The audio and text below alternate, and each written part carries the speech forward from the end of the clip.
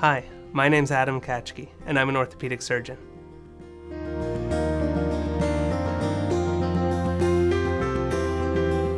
When I see a patient, when I treat a patient, I work hard to try and develop a relationship with them to understand their life, their context, and how their health conditions and their musculoskeletal issues impact on their life.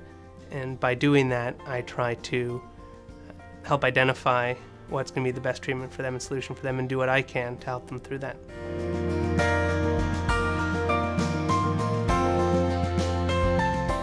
What I find most rewarding about what I do is really being able to give people their life back.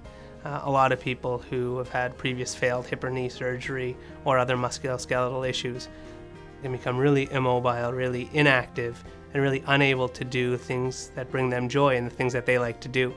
So to be able to restore mobility, improve pain, again, give people their life back, I find that really rewarding.